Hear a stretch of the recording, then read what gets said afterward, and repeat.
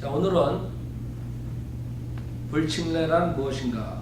불침례에 대해서 말씀드리겠습니다. 여러분들이 지금 한국교회나 미국교회나 전세계 목사들이 불침례를 받으라고 많은 사람들을 혼동시키고, 특히 인터넷이나 유튜브에 들어가면 여러분들이 그런 목사들이 하는 것들을 볼 수 있습니다.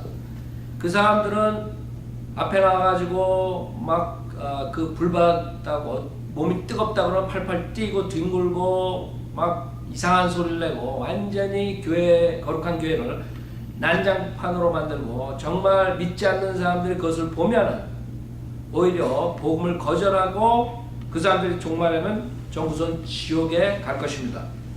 자, 그럼 왜 그 사람들이 그렇게 가르치느냐 하면 성경을 잘못 해석했기 때문에, 잘못 알기 때문에 그렇게 하는 건데, 마태복음 3장 11절에 침례 요한이 말한 것을 잘못 이해해가지고 그렇게 가르치고 있습니다. 자, 마태복음 3장 11절에 나는 정령 회개시키기 위하여 너에게 물로 침례를 주거니와 내 뒤에 오시는 분은 나보다 더 능력이 많으시니 나는 그분의 신을 들만한 자격도 없느니라. 그분은 성령으로 또 불로 너희에게 침례를 주시리라. 자, 여기서 침례 요한이 뭐라고 얘기하냐면 자기는 회개시키기 위하여 물로 침례를 준다, 이렇게 얘기하면서 내 뒤에 오시는 분, 즉 예수 그리스도를 의미하는 거죠. 예수 그리스도께서는 자기보다 능력이 많으니까 성령으로 첫 번째, 그 다음에 또 불로 침례를 주신다고 얘기한 것을 지금 거짓 목사들이 잘못 이해해가지고 그렇게 가르치고 있습니다.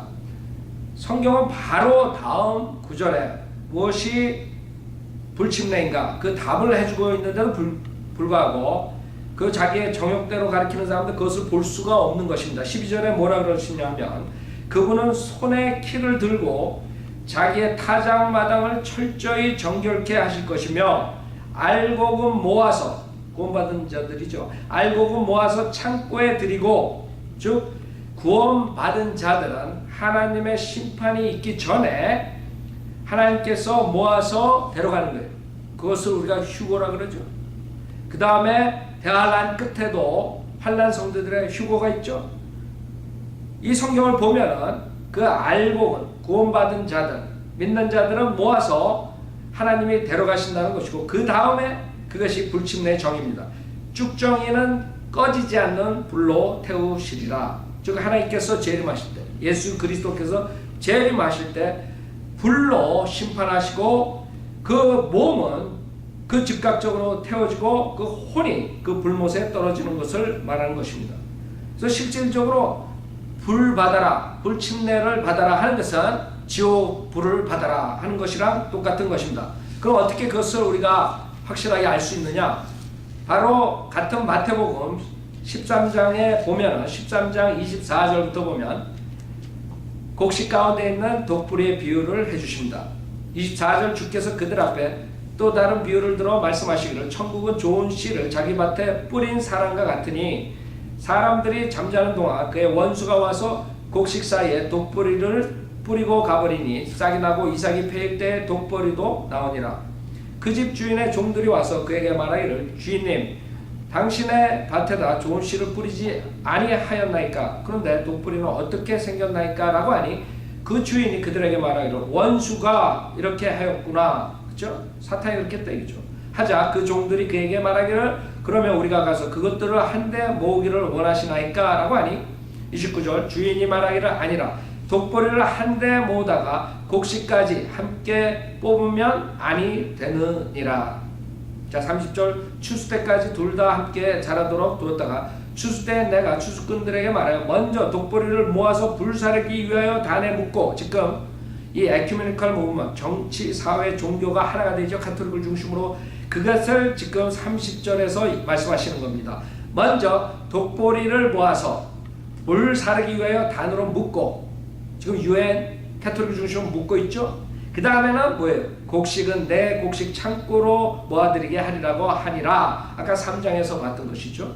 구원받은 자들을 주님께서 휴거시켜서 데려가시겠다 그 말씀이시죠. 자, 그것에 대한 설명은 36절에 있습니다.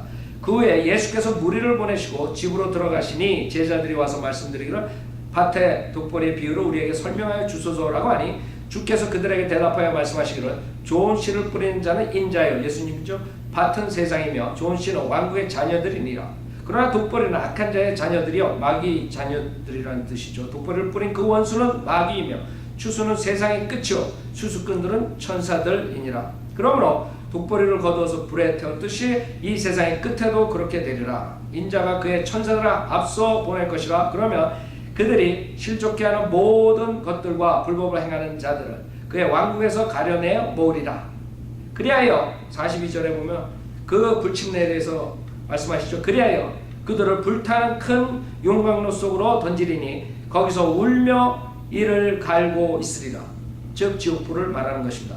그래서 그런 잘못된 가르침에 여러분이 속아가지고 그 지옥불 그것을 잘못 성령 침례라고 가리키는 아니면 성령 침례, 불침례가 같은 것이라고 가리키는 그런 목사들에게 조심해야 된다는 것이죠. 왜냐하면 그 불침례는 사실 지옥의 침례를 말하는데 이 거짓 목사들은 그것을 성령의 불침례라고 가리키고 마지막 때 마귀가 많은 사람을 그런 체험을 줘가지고 불로 뜨겁게 되는 이상한 체험을 줘가지고 성령을 소유한 것처럼 착각하게 만들어서 그 사람들을 지옥으로 보내는 수단을 쓰고 있는 것입니다. 여러분들 절대로 속지 마십시오.